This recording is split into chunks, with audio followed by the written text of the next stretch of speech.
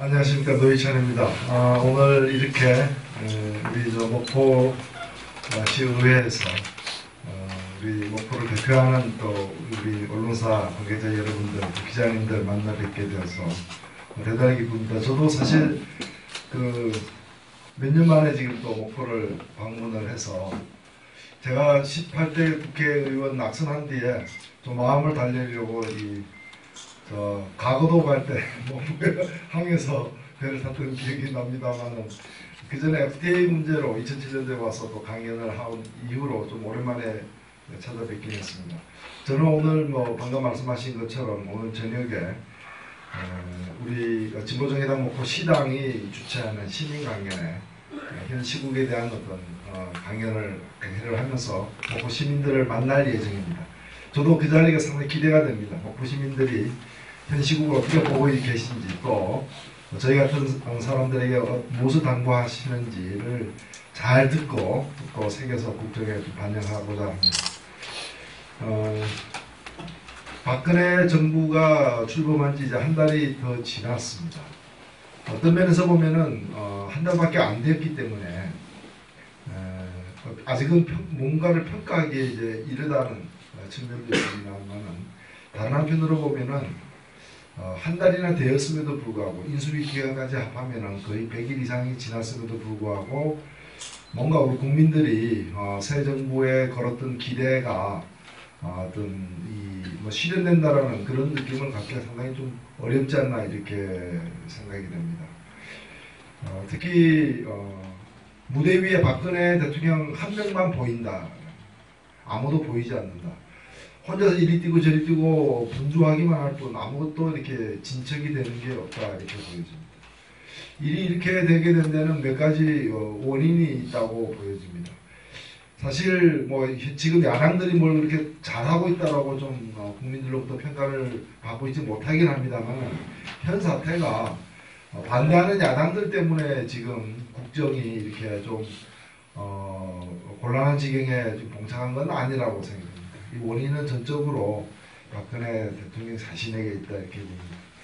지금 아직 정부가 구성이 완료되지 못한 상태입니다. 이 점 역시도 두 가지 때문에 일이 이렇게 됐습니다. 정부조직법에 대한 박근혜 대통령의 고집이 워낙에 좀 강했다는 점이 이를 이렇게 더디게 진척되도록 만들었다고 생각됩니다. 사실 정부조직법은 행정부 조직법이긴 하지만 법원조직법이 그렇듯이 국회의 동의를 거치도록 되어 있는 법률사항입니다. 행정부라고 해서 대통령이 마음대로 대통령령으로 시행령으로 구성할 수 없도록 한 것은 정부 구성이 국민들에게 영향을 그만큼 실생활에 미치기 때문에 국민들을 대변하는 국회 각 당의 동의를 얻도록 되어 있는데, 이 점과 관련해서 대통령께서 각 당의 국회의 좀 다양한 견해를 갖다가 좀 이렇게 수렴하는데 대단히 인색했다. 행정부인데 행정부의 장이 하고 싶은 대로 하도록 해줘야 되는 거 아니냐라는 좀 그런 밀어붙이기 식으로 대하다 보니까 결국 야당이 거의 항복하다시피 대통령의 요구를 다 받아주긴 했습니다만, 그 과정이 너무 길었고 험난했고, 그래서 정부 구성도 늦어지는 바람에 결국 피해는 국민들만 보게 되었다라는 점이 매우 유감스럽다고 생각을 합니다. 또 하나는 이제 인사 문제입니다. 이 박근혜식 인사가 과거에 우리 이명박 정부 출범할 때의 그런 이제 강부자 내각 고소용 인선을 좀 뛰어넘는 그런 이제 국민들이 희망을 주는 대통합형 인사가 이루어지길 사실 바랬습니다. 왜냐하면 인사를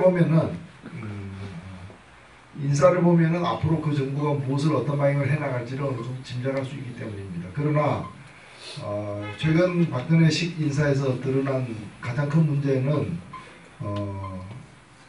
철저한 어떤 검증이 결여된 채 문제가 6명이나 이렇게 지금 탈락하는 그런 이제 상황이 되고 말았습니다. 이 역시도 두루 의견을 넓게 듣지 않고서 그야말로 혼자서 검증하고 혼자서 판단하고 밀어붙이다 보니까 이런 부실 인사에 이르게 된 게 아닌가 생각합니다. 두 번째는 굉장히 편중된 인사를 하고 있다고 보여지고 있습니다. 특정 학교와 특정 어떤 이 과거의 과거 정권과의 아주 오래된 정권과의 어떤 연고나 또 특정한 생각을 가진 사람들. 그래서 좀 다양한 지역의 어떤 출신들이 또 다양한 어떤 배경을 갖는 이런 분들이 좀 창의적인 어떤 능력을 발휘하는 자리로서 내각이 구성되지 못하고 실제 보면 특히나 핵심적인 부처일수록 특정한 생각을 가진 이념적으로도 굉장히 좀 편향되어 있는 좀 완고한 그런 이제 가치관을 가진 분들이 주로 임명이 되다 보니까 그분들이 이제까지 살아온 길, 축제해온 방식 이런 것들이 우리 국민들이 볼 때 용납하기 힘든 그런 경우들이 더 많아진 게 아닌가 이런 생각을 갖게 되고 박근혜 정부가 이제 한 달밖에 지나지 않았지만 남은 4년 이상을 앞으로 이 나라를 운영함에 있어서 가장 좀 바꿔야 될 것 중에 하나가 인사 방식이다. 이런 점을 먼저 말씀을 드리고자 합니다. 특히나 인수위 때부터 뭐 호남 인사를 이렇게 호남 출신 인사를 이제 중용하면서 대통합의 정치를 갖다가 외치겠다고 했는데 이 대통합의 정치만큼은 인수인계가 되지 않았다. 인수위와 함께 마감된 게 아닌가 이렇게 보여집니다. 그런 점에서도 좀 인사의 어떤 철학과 방식에 있어서 일대 전환을 저희들은 요구하고 있습니다. 두 번째로 오늘 말씀을 드릴 것은 다가오는 이제 4월 24일 재보궐 그 선거입니다. 어저께 민주당에서는 이번 노원병 선거에 전략 무공천하겠다, 전략적인 판단으로 공천하지 않겠다라는 뜻을 밝혔습니다. 당에서는 입장은 이미 사실은 이 문제와 관련해서 민주당의 그런 어떤 고뇌, 참 결정을 저희들은 존중하고 또 무겁게 받아들인다고 말씀을 드렸고 또 이동섭 민주당 그 예비 후보에게도 심심한 위로의 뜻을 또 전했고요. 이제 야권에서 이제 남은 후보들 속에서 특히 야권으로 불러도 되는지는 모르겠습니다만 당사자들은 크게 보면 범야권이라고 이제 얘기를 하고 있기 때문에 안철수 후보와 이제 또 진보정의당의 김지선 후보 등이 이제 있는데 국민들이 바라는 새 정치가 무엇인지를 놓고서 경쟁하는 그런 구도가 되었다는 말씀을 드리고 싶습니다. 사실 이번 선거는 일반적인 재보궐 선거와는 달리 박근혜 정부에 대한 중간평가라고 부르기에는 시기적으로 좀 적절치는 않다고 사실 생각이 됩니다. 물론 최근에 어떤 여러가지 전국에 대한 국민들의 판단이 표심으로 반영은 되겠지만 본격적인 정권에 대한 중간평가다라고 보기에는 이르다라는 생각을 갖고 있습니다.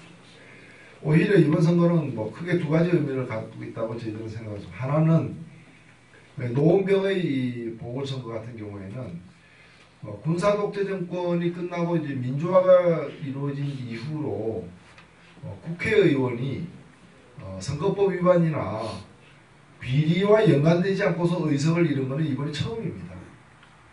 과거에는 군사독재 정권이 민주주의를 탄압하는 과정에서 의원직을 상실하게 만드는 그런 일들이 간혹 있었습니다만은 1987년 민주화 이후로는 수없이 치러지는 재보궐선거 속에서 재보궐선거가 대체로 선거법 위반 아니면 정치자금법 위반이나 각종 비리로 인해서 의원직을 상실했거나 물러난 사람들 때문에 생긴 선거였습니다.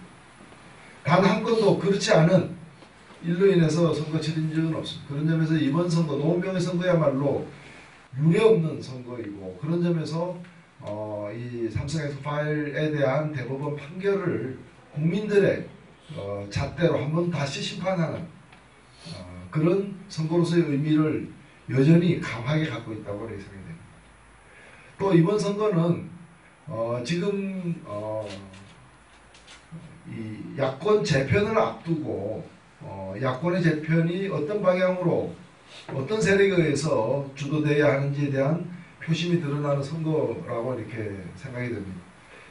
대선에서 이렇게 연거푸 두 차례 패배한 후에 많은 국민들은 대선 전부터도 그랬습니다만은 민주당 물론이거니와 또 이 진보 정당들까지 포함해서 야권이 이런 식으로 계속 가서는 안 된다라는 그 어떤 변화와 혁신에 대한 요구가 굉장히 높았습니다.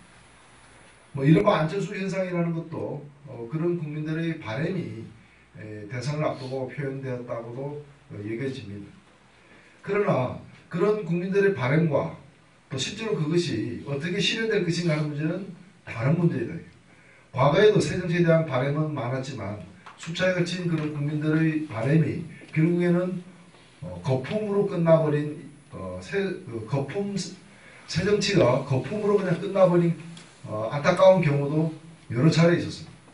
이번에 국민들이 그러한 이 현상이 타파되어야 된다라는 이제까지의 야권의 어떤 그런 체계가 바뀌어야 된다라는 그 바람이 어떤 식으로 앞으로 나타날지에 대해서 그걸 가늠해 볼 수 있는 첫 관문이 이번 4.24 선거가 아닌가 생각합니다. 그런 점에서 진보정의당은 이미 우리 정치가 달라져야 하는 것은 뭐 주도하는 인물의 얼굴이 그냥 달라진다거나 또는 좀 시간이 지나면 결국 다 이제 낡은 세력으로 비춰질 어떤 그런 물갈이 어떤 수혈 이런 식의 그간의 방식을 뛰어넘는 새 정치가 되어야 된다.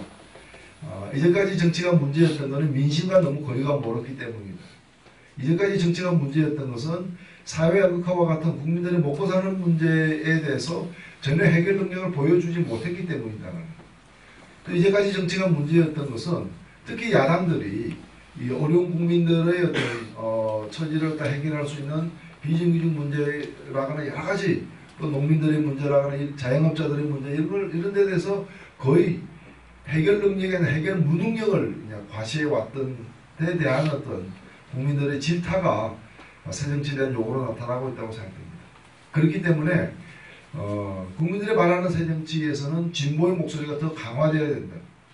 한국의 정치가 달라지는 한국의 정치는 국민들이 볼 때는 국민을 위한 정치라기보다는 정치인들을 위한 정치이거나 아니면 기득권층을 위한 정치로 보여졌다고 생각됩니다. 그런 점에서 기득권에 맞서는 정의를 바로 세우는 정치, 기득권의 특권을 갖다가 용납하지 않는 정치, 그리고 무엇보다도 다수 우리 직장인들 또 자영업자들 농민들을 더 편안하게 살게 보장하는 그런 정치가 되야 된다 생각하고 따라서 이런 점에서는 진보정의당과 같은 진보정당들의 역할이 훨씬 더 커져야 된다고 생각하고 저희들은 올해 7월까지 제2창당, 제2단계 창당을 통해서 진보정치에 대한 국민들의 높아지는 요구를 반영하겠다는 생각을 갖고 있고 앞으로도 그런 뜻을 함께 진보에는 어떤 역시 기득권이 없는 만큼 저희들이 또 진보 정당을 독점할 의사도 없는 만큼 개방적으로 보다 많은 진보 세력들이 함께하는 방향으로 세력화를 도모하겠다는 생각을 사실 갖고 있습니다. 다른 당의 사정에 대해서 저희가 관여할 바는 아니지만은 민주당도 그렇고 또 이른바 안철수 신당이라고 얘기되는 아직은 가시화되어 있지 않는 그런 움직임과 관련해서도 그것이 현재의 문제를 해결하는 새로운 시도가 되지 않는다면 결국에는 우리가 무수히 보아왔던 간판 바꿔달기, 얼굴마다 바꾸기로 끝난다면 역시 이번에도 국민들의 새정치에 대한 염원은 거품이 될 우려가 사실 있습니다. 그런 점에서 저희들이 이번 선거를 통해서부터 또 앞으로 이 선거 이후의 과정에서도 또 10월 재보궐선거에서도 그리고 무엇보다도 저희들이 내년에 지방선거에서 이 고질적인 한국의 그 낡은 정치 문화를 뛰어넘는 새로운 정치, 국민들이 이제 정치가 국민들을 위해서 존재하는구나라는 걸 좀 확인할 수 있는 그런 제대로 된 새 정치로서 서민 정치, 진보 정치를 좀 보여드릴 그런 좀 야심찬 계획을 갖고 있습니다. 그래서 아직 저희들이 형식적으로는 원내 3당이긴 하지만 아직 의석이 미미하고 여러 가지 당이 정당한 지 얼마 되지 않은 어려움이 있긴 합니다만은 이번 선거를 통해서 그리고 상반기 제2창당을 통해서 새로운 면모로서 우리 국민들 앞에 나서고자 합니다. 많이 좀 관심 있게 봐주시고 또 이 당이 제대로 서기 위한 좀 쓴 충고도 많이 주시기를 부탁드리면서 기자 간담회 앞선 모두 발언을 마치고자 합니다. 들어주셔서 고맙습니다. 감사합니다. 네, 모두 받은 말씀 들으셨는데 혹시 이 부분 과정에서 혹시 모두 받은 내용 외의 것도 편안하게 우리 노회찬 대표께 질문하시고 이제 같이 편하게 대화하는 기자 간담회 형식으로 진행할 수 있도록 하겠습니다. 예. 안녕하세요. 예. 환영합니다. 예. 지금 모두 발언에서 제가 궁금한 점 길지는 모르는데 한 3가지 정도 간단하게요. 네. 아까 처음에 박 대통령 이번에 팀 이후에 인사 관련해서 이제 지적을 해주셨는데 박근혜 대통령은 인사 호남에 대한 배려치 못했던 이유 중에 하나가 필요한 요소에 필요한 인재가 없었다라는 것이 주된 이유인 것 같아요. 바꿔서 얘기하면 그동안 우리 능력 있는 호남인들이 제 위치에 제 요소에 제대로 인적 자원이 해정이 안 됐다는 얘기도 들릴 수도 있거든요.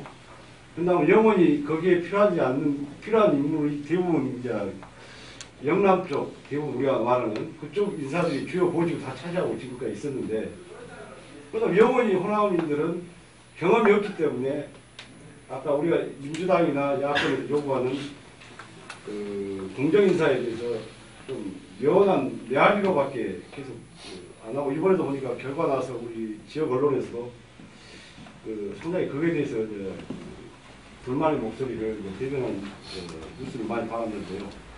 그 부분이 근본적인 방향이 좀 바뀌어야겠다는 생각이 좀 듭니다. 그리고 두 번째는요, 실제 안철수 현상에 대해서 이제 우리 호남인들 다수는 방향을 잘 몰라요. 왜냐하면 충분히 경험하지 않았고 또 국민의 어떤 바탕에 삼키해왔다라고 지금까지도 보지 않는데, 다만 기존 정치 세력이 이게 어떤 정치다운 정치를 보이지 못했기 때문에 일순간에 어떻게 보면 착각이 갈까요, 우리가?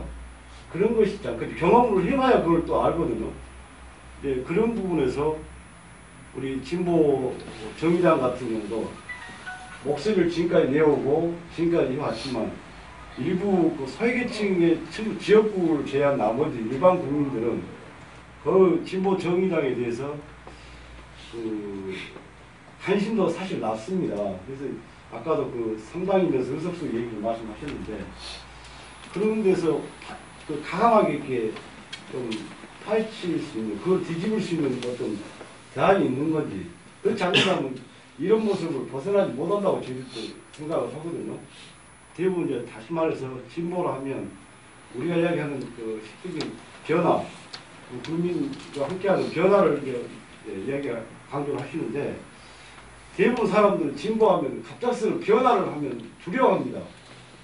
그래서 좀 그런 의미를 좀 폭넓게 전파할 수 있는 방안은 있는 건지, 그 입장을 좀 3가지 제가 질문을 드렸는데 말씀드립니다. 예, 질문 감사드리고요.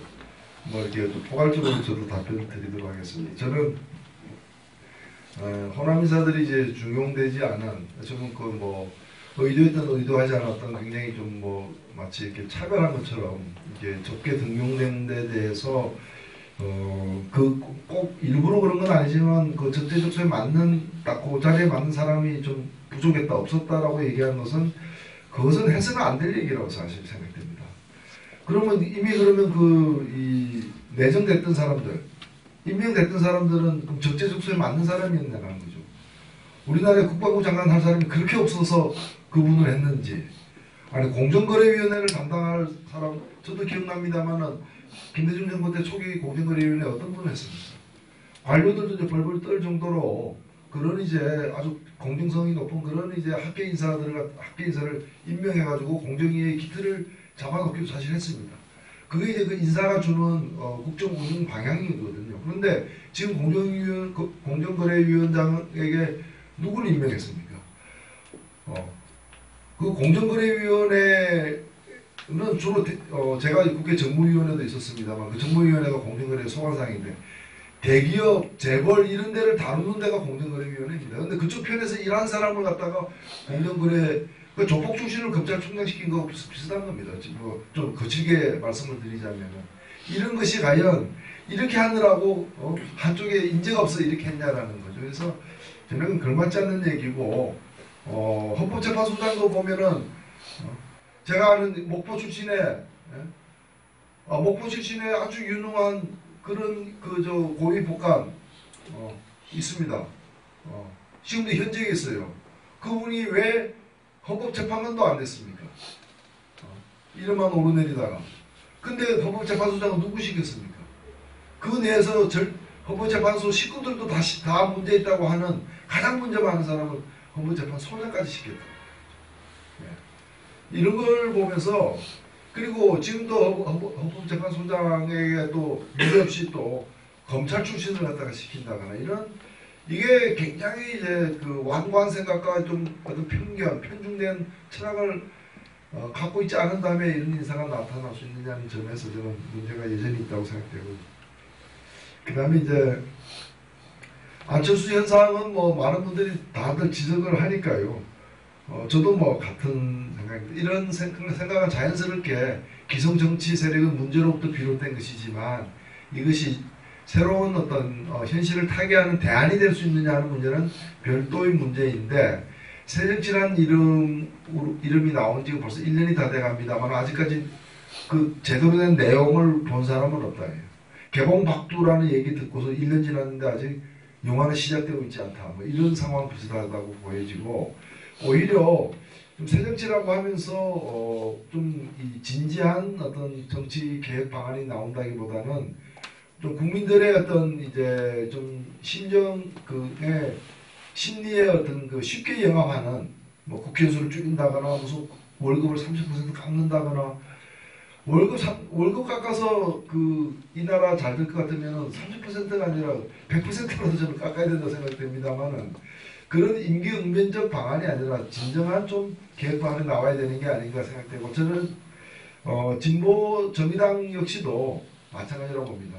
이제까지 너무 좀 이념적인 어떤 그런 활동에 이제 치우친 걸로 보여졌다면 저희들은 민생 문제 해결을 위한 진짜 실력 있는 정당, 또 서민의 편에 선 정당이 어디인가, 또 국민들의 삶의 문제를 해결하는 능력을 가진 정당으로서 경쟁을 갖다가 당당히 해보겠다 이런 생각을 갖고 있고, 특히 호남 지역이 그간의 민주화 운동에 대한 눈도 더 먼저 떴고 한국 민주주의를 이만큼 또 발전시키는 데 있어서도 큰 역할을 한 지역인 만큼 오히려 지금 새정치에 대한 갈망도 어느 지역보다도 호남 지역이 사실 높습니다. 그래서 저희들은 바로 호남 지역에서 새정치, 누가 새정치를 더 잘할 수 있는지를 놓고 선의의 정책적 경쟁을 벌여나가고 싶다. 그래서 이번 선거 끝나고 저희들이 7월달 제2창당이 이제 제2창당을 하는 과정에서 바로 그러한 실제 우리 국민들에게 내놓을 그런 여러 정책들을 이런 걸 많이 좀 마련을 해서 국민들의 평가를 받도록. 너무 큰 의미 없어서 질문합니다. 네. 황길모 거기서기답니다. 예. 지금 한참 그 내년 지방선거 관련해서 기초의원 공천 문제, 단체장 공천 문제가 거론되고 있는데 진보 정의당의 입장은 어떤지, 대표님 개인적인 생각은 어떤지. 예, 저희들은 뭐 아직 입장이 이번 선거 끝나고서 당의 입장을 뭐 정할 생각입니다. 기본적으로 과거에 이제까지 저희들은 뭐 현재의 어떤 공천 제도가 갖는 여러 가지 문제가 있지만 그 문제는 비민주적인 정당 내부 어떤 당 운영 방식으로부터 나온 것입니다. 사실은 나온 것이지 책임 정치, 정당이 국민들에게 책임 있는 정치를 펼치기 위해서는 각 정당들이 어떤 정책 중심으로 재편돼야 되고, 또 그런 정책을 반영할 수 있는 그런 의원들을 정당의 이름으로 공천하는 것은 자연스러운 거라고 사실 생각하고 있습니다. 그래서 아직까지는 제가 뭐 당론이 안정해졌기 때문에 개인 견해를 말씀드립니다만 제 개인 견해로는 그런 정당 내에서 공천을 둘러싼 여러 가지 문제가 발생하는 것을 이 해결하는 정당 혁신을 전제로 해서 정당의 내부 개혁을 전제로 해서 책임 있는 정당으로서 공천을 하고 심판받는 것이 타당하다. 만일에 이 정당 다소 이제까지 방식이 문제가 있다 해서 정당 공천을 안 할 경우에는 결국에는 정당 투표제, 정당에 대한 어떤 지금 1인 2표제도 한쪽에서 좀 무너져가는 그런 상황이 발생할 수 있습니다. 그리고 또 우리가 과거에 이제 이 기초의회와 단체장 그 정당 공천 배제했을 때 나타났던 문제, 특정 지역에서는 1번으로 가번으로 이렇게 그 추천된 사람이 뭐 절대적으로 유리한 또 특정 지역에서 또 나번으로 이렇게 제가 통계까지 갖고 있습니다. 어떤 지역에서는 70% 당첨률까지 보이고 있거든요. 그러면 번호 잘 고르면은 되는 거냐? 그리고 그렇게 만일 한다면은 번호를 갖다가 고정 번호로 하지 않고 순환 번호로 해가지고 투표용지마다 번호가 다 다르게 만들어 버린다거나 그렇게 하지 않는다면은 이거는 사실 헌법소원 대상이 될 수도 있는 문제를 안고 있습니다. 사실. 그렇기 때문에 좀 신중한 판단이 필요하고 우리나라 정당을 제대로 고쳐서 정당이 재기능하도록 만들어야지 정당이 그 공천 파행을 겪는다는 걸 전제해서 공천 자체를 갖다가 없애는 것은 문제 해결의 방법도 아니지 않는가 그런 생각을 갖고 있습니다. 이제 그 한 가지 더 한번 궁금한 게 아까 그 우리가 정당 공천제 기초 부분에 대해서 수없이 해오면서 여권만의 잘못이 아니라 야권도 보면 저희 호남 같은 경우는 봐도 어떻게 보면 그 말로는 야권이니까 신선하고 진보적이고 이래야 되는데 뭐 지역위원장이 나타나면 의정생활보다 오히려 그게 그 시간을 다 보내는 뭐 우리가 표현에 대해서 그대로 분명하게 드러나는 그것이 이제 어떤 변화를 조짐을 전혀 보이지 않고 있다는데 이 공천제 페이지에 대해서 주장하는 목소리가 나오는 이유거든요. 예, 잘 알고 있습니다. 어떤 시간이 지나서 기대할 수 있으면 대표님 말씀대로 올바르게 이렇게 공천제 제도를 이렇게 바꿔서 유지를 해야 그 유지적이다라고 이렇게 주장할 수 있느냐가 의심스러워서 그 얘기가 많이 질문으로. 예, 뭐 그 점 충분히 잘 알고 있고 저는 근거가 없는 주장이라고 생각되지 않습니다. 다 문제가 있으니까 이제 문제 해결하려고 이제 그런 방안이 나오는데 새로운 방안, 공천하지 않으면 문제 해결되는가, 새로운 문제가 나타나는 문제도 있다는 말씀도 제가 드리고요. 또 하나는 그럼 다른 나라에서 기초의회 의원까지 다 공천하는 나라에서 다른 나라에서는 왜 기초의회 의원들이 국회의원 이렇게 따라다니고 무슨 가방도 주는 사람처럼 이렇게 다니지 않는가? 우리 이제 예를 들면 지금 우리 목포시에도 보면 이제 우리 진보정의당 의원들이 이제 여러 분 계십니다. 6분이나 계십니다. 이제 도의회까지 해서 계십니다만은 그 여기서는 우리는 그런 문제를 사실 안 겪고 있습니다. 그 이유는 뭐냐면은 애초에 그 공천받는 과정 자체가 일부 정당들 같은 경우에는 현역 의원이 뭐 절대적인 어떤 영향력을 미치기 때문에 발생하는 문제로 좀 보고 있습니다. 저는 서울에서도 뭐 제가 있던 지역에서도 어떤 특정 정당 같은 경우에는 이 기초의회 의원 공천과 관련해서 금품 수수가 문제가 돼가지고 지역이 시끄러웠던 적도 사실 있습니다. 서울 같은 지역에서 그런 일들이 있습니다. 있기 때문에 이 문제는 무공천으로 해결하는 것도 하나의 방법이겠지만 정당 개혁을 통해서 공천권을 갖다가 특정인에게 이렇게 독점적으로 주지 않는 그런 어떤 정당 운영의 어떤 정상화를 통해서 해결하는 게 더 낫지 않겠느냐, 뭐 그런 생각을 또 갖고 있다는 말씀을 제가 드립니다. 그래서 제가 정당 개혁을 전제로 해서 되는 대로 그냥 가자는 것이 아니라 정당 개혁을 전제로 해서 정당이 공천할 수 있도록 하는 게 바람직하지 않겠느냐, 그런 말씀을 제가 개인적으로 드립니다. 네, 저도 한 번만 하겠습니다. 네, 지금 아까 대표님께서 말씀하셨던 것처럼 이념 문제가 그래서 벗어나서 민생 문제로 가겠다고 말씀하셨는데 민생 문제로 가기 전에 그 이념 문제 때문에 이 목포 지역 같은 경우는 이제 구민노당이지 않습니까? 예. 바뀌어졌는데 과거에 있는 여기 계신 의원님도 계시지만은 이렇게 어떤 진보에 대해서 좋은 긍정적인 생각들이 많이 있었습니다. 그래서 이렇게 시군에도 많이 진출하셨는데 이제 그런 그 민노당 안에서 다툼 문제가 발생해가지고 그런 그 이념 문제 때문에 다른 그 피로감이 많이 형성이 됐고 거기에 대해서 실망감들이 많이 표출이 아마 돼 있지 않냐. 그래서 거기에 대한 그 차별성이라든지 어떤 대안이 좀 제가 봤을 때는 필요하다고 보고요. 그 다음에 이석기 그 의원하고 김재인 의원 관련해서 지금 국회에서 했지 않습니까? 거기에 대한 어떤 그 진보정의당의 입장 두 개만 좀 대답해 주시기 바랍니다.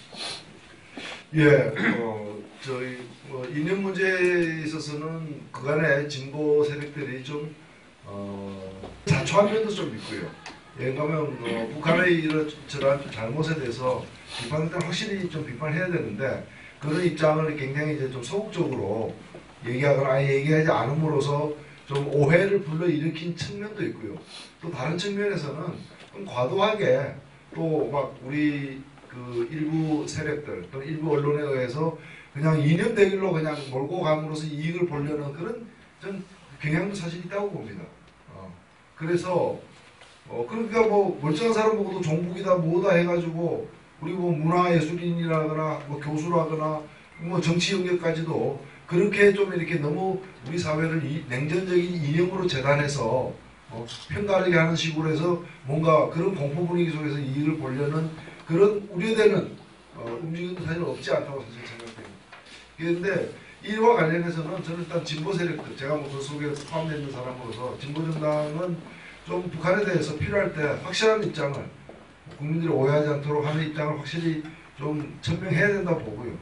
보고 그 다음에 무엇보다도 이 진보 세력이 가장 잘할 수 있는 이른바 민생 문제와 관련해서 좀 더 실효성 있는 여러 방안들을 갖다가 내고 힘차게 뛰어다녀야 된다고 봅니다.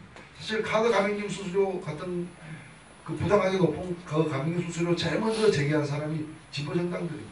그 다음에 뭐 상가 임대차 보호법도 마찬가지고 지금 편의점 이런 부분들이 이제 프랜차이즈 사업에서 자영업자들이 당하는 서러움이라거나 여러 가지 어떤 불평등한 그 거래한 계약관계 문제나 이런 걸 이제 다 제기한 사람들이 진보 정당입니다. 그래서 자기들이 잘할 수 있는 그런 민생 문제에 좀 더 천착해 가야 되지 않겠는가 그렇게 생각이 되고 그 다음에 이제 뭐 이석기, 김재현 부분은 저희들이 뭐 당론을 정한 바는 없습니다만은 그래서 제가 뭐 개인 입장으로 말씀을 드리면 저는 뭐 과거에 작년까지 함께 당을 하다가 나왔는데 제가 마지막까지 그 두 분에 대해서는 당시의 선거가 총체적인 부정선거였기 때문에 두 사람이 직접 선거 부정에 가담했든 안 했든 관계없이 그런 총체적인 부정선거의 결과로 당선된 사람이기 때문에 그 선거의 어떤 부정에 대해서 국민들께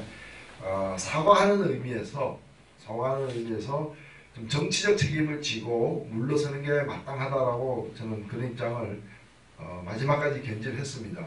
했고 그래서 맨 마지막에는 뭐 안 받아들여지니까 그러면 저도 사퇴할 테니까 국민들에게 죄송한 마음으로 함께 동반 사퇴하자라고까지 뭐 제안을 하기도 했었습니다. 그래서 그런 저희 생각은 지금도 사실 변함이 없습니다. 그분들은 선거 부정 안 했다고 얘기하는데 그걸 제가 안 믿어서가 아니라 안 했다 하더라도 당시 상황에서는 사퇴하는 게 올바랐다고 저는 생각합니다. 다만 그 문제와 윤리위원회에서 자격심사를 통해서 의원직을 갖다가 이렇게 박탈하는 문제는 다른 차원의 문제라고 봅니다. 다른 차원의 문제인 것이고 윤리위원회에서 이 문제는 윤리위원회의 소관상에 가입되는 게 바람직하냐 저는 그렇게 생각되지는 않습니다. 왜냐하면 국민들에서 선출이 됐으면은 국민들이 끄집어내리거나 아니면 소속된 당에서 국민들에게 책임을 지는 차원에서 정리를 해야지 국회에서 뭐 다른 당 의원들이 섞여가지고 표결하고 이런 식으로 해서 의원의 자격을 다룰 수 있는 것인가 앞으로 계속 이런 식으로 해가지고 국민에게 선출된 사람을 정치적인 여러 이유로다가 국회 내에서 올려놓고 자를까 말까 할 것인가 뭐 이런 이제 그렇게 되면 국회가 상당한 혼란에 빠지고 파행을 이룰 수 있다고 보여집니다.